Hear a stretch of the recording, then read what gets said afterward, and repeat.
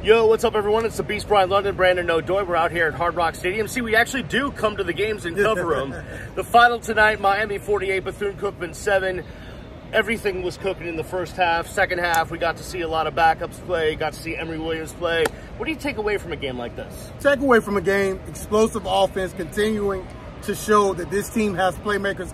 That was, for me, Beast, what we needed to see before we start predicting national championships and ACC and all of this. Heisman's? Yeah, Heisman's and, you know, Walter Camp Awards. Right. But on a serious note, the reality of the situation is you came out, you basically held this team scoreless. They scored on your third team, and really, it's a play that should have been made there on the boundary in the sideline. Right. So at the end of the day, Tyler Van Dyke looks legit. You've got playmakers, Jacoby Young, George, Kobe Young. We got a lot of Kobe's. And I'll be honest, you know, surprise of the day, CJ from Dillard, the freshman, he looked really explosive when he got an opportunity. You know, not one running back has had a 100-yard game yet this year because you have a fleet of them, so it's going to be really hard to happen. But it was really good to see, you know, Fletcher was out, but good to see that running back room step up and everyone moved up a notch and got some yards. Chaney got some run, got in the end zone again, so just good to see that room doing good things. Doing good things. I wanted personally to see longer, explosive runs, but hey, if it's by committee and you're going to hit for 10 to 12 to 6, and you're going to have guys like Allen and Parrish and Chaney and even CJ having the game that he had, I think you come away and you're fine with it. But Beast, you got to talk about Emory Williams a little bit. Yeah, we got to. The freshman got in there. You know what? I'll be honest with you. He did have a 100-yard game. He made some nice throws, but he looked like a freshman, right? There were some jittery moments, a couple of bad reads, a couple of bad decisions. But that's why you need to get him out here in these situations, because it's not the same like practice. He gets out there in practice. It's just not the same. He's got good arm talent. Quarterbacking is about decision-making. I didn't like two of the big decisions he made. One, he had a sack. Right. He had a play downfield he should have taken.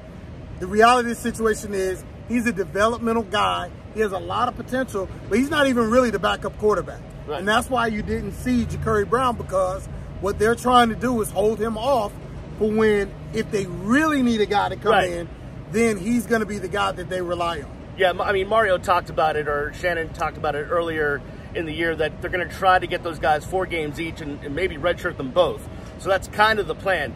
The interesting thing tonight, actually, I want to go to the other side of the football. You had multiple guys out on defense.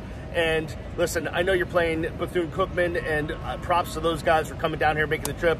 But you had a lot of backups playing on defense. Ruben Bain got his first start and his first sack as a Miami Hurricane. You had to fill the gaps with those guys out tonight. Not only filling the gaps, but this is a much more improved Bethune-Cookman team.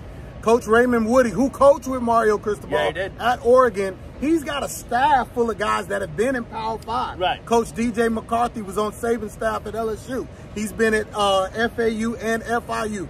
Coach Pimpleton has been at FSU before. These are guys, you know, on this staff that have been in some real places, and they've got real dudes. The quarterback, Walter, who scored, he originally played at East Carolina. So these are guys that are Power 5 retreads, and these are guys that are having legit credentials.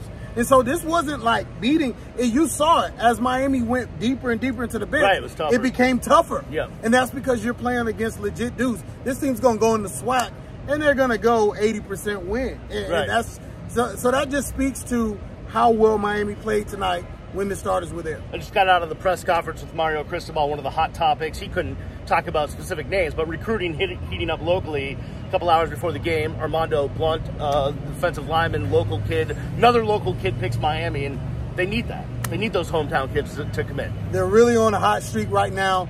Wade and Charles last week, 2025, 4-star kid. Armando Blunt, he's a 5-star plus, which means he's ranked 5 stars in every one of the major 4 recruiting services, 5 actually, On 3, 247, Rivals, ESPN, and of course 247. So you think about what's happening. You got wins, you got development, you've got improvement, you got a quarterback, you got a blowout.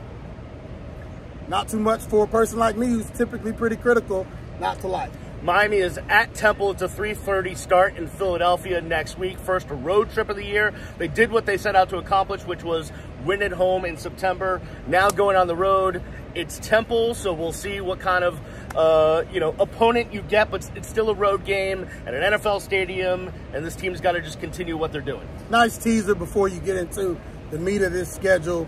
Great opportunity to go on the road, especially for these young players, get some experience, come back, get ready for UNC. Look for the Real Ones Canes podcast. It will come your way on Friday, so look for that. Make sure you subscribe anywhere you get your podcast, whether it's Apple, Spotify, Amazon, Google. Plus, follow us on the X at Real Ones Canes and the YouTube channel as well where you're watching this.